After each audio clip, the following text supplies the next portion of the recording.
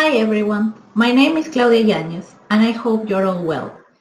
Previously, you have been introduced to concepts such as performance management, motivation, rewards, and reward management.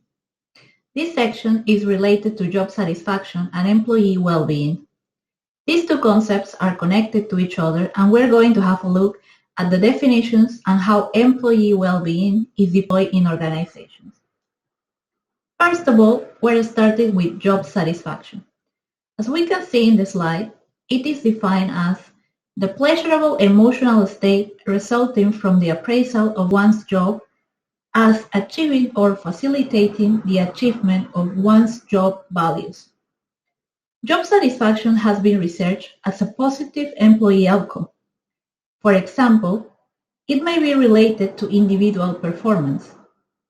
In other words, it can be expected that employees who are highly committed to their work have high levels of satisfaction.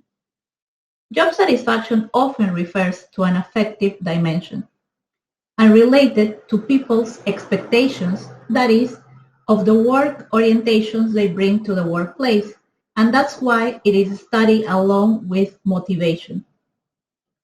The conservation of resources theory, or COR theory, is based on the idea that individuals are motivated to protect their current resources, conservation, and acquire new resources, acquisition. Resources are loosely defined as objects, states, conditions, and other things that people value. And this value of resources varies among individuals and is tied to their personal experiences and situations. For example, time with family could be viewed as a valuable resource to one person while it may not be valued by someone else. Also, a broader conceptualization of satisfaction comes from the concept of well-being. Employee well-being is associated with job satisfaction, but it is different from it. By revising what employee well-being is, we will notice that it is a far more complex task, as there are different approaches to and definitions of employee well-being, which come from different perspectives and disciplines. Scholars and practitioners agree that it is a multidimensional construct. However, there is still a need for consensus regarding the components of overall well-being.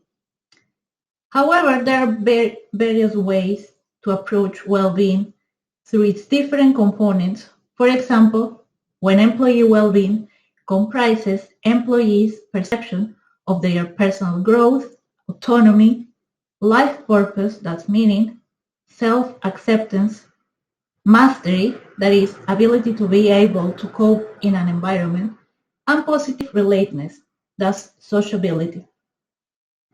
The most popular model of employee well-being identifies three components: psychological well-being, which is related to happiness or subjective experiences, physical well-being, for example, health, and social well-being, related to the quality of relationships. In practical terms, the employee well-being approach within organizations can be reflected in the way well-being interventions are designed and implemented and what outcomes wanted to be achieved.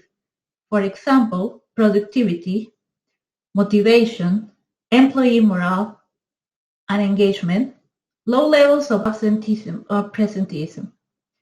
Within this context, there's a notion of healthy workplaces, which refer to an organizational environment that promotes well-being and includes 5 categories of practices: work-life balance, employee growth and development, health and safety, recognition, and employee involvement. As I mentioned earlier, employee well-being is a multidimensional construct, and researchers, organizations, and professional bodies such as the CIPD are talking about utilizing a holistic approach to well-being, where all dimensions are addressed when deploying workplace well-being interventions and initiatives, which aim to be preventative and proactive.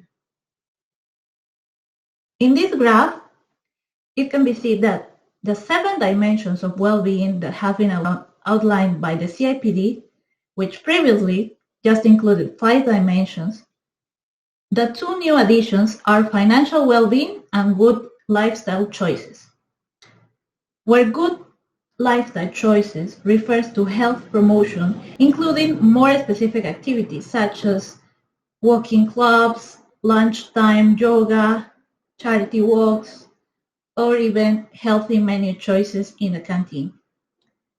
Whereas financial well-being relates to, for example, employee assistance programs offering counseling, debt counseling, signposting to external sources of free advice, for example, citizen advice, or access to independent financial advisors or in-house training about financial well-being.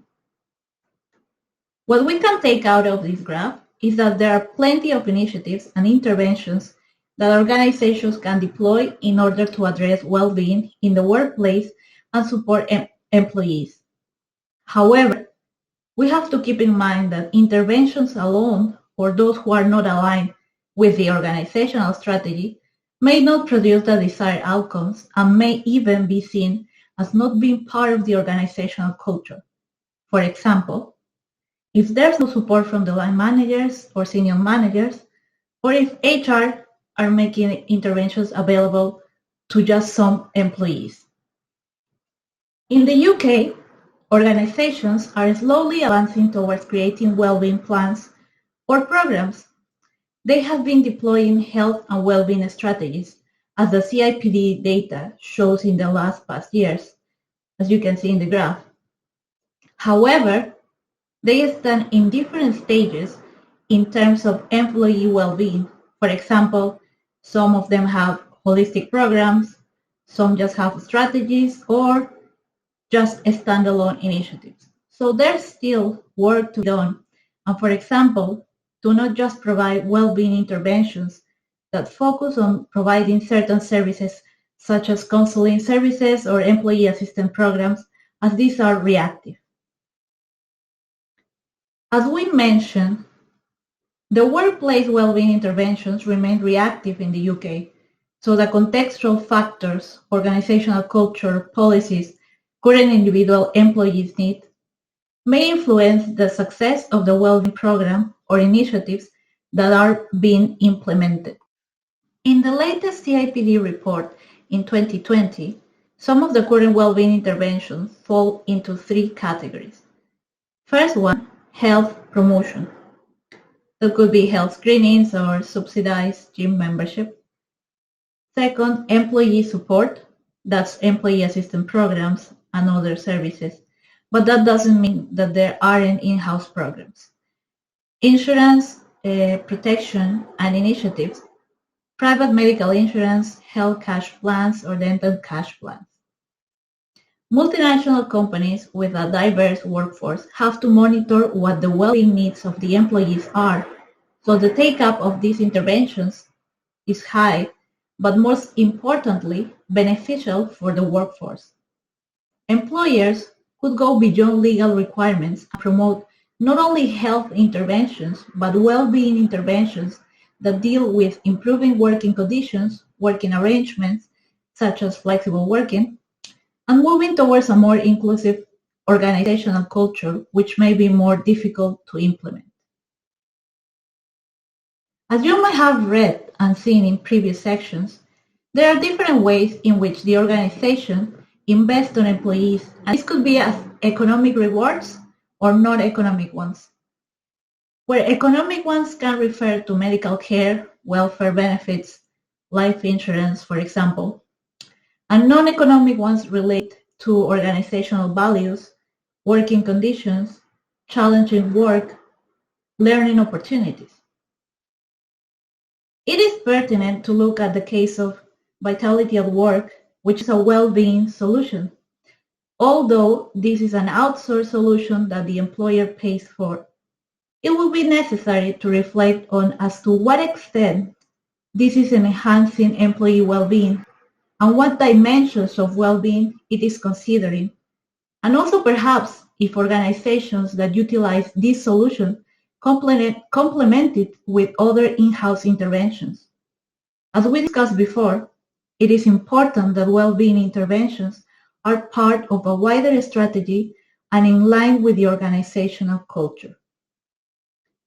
Finally, you may wish to have a look at some of the references used in this section. I will recommend that you look at the latest CIPD report to know more about well-being interventions in the UK.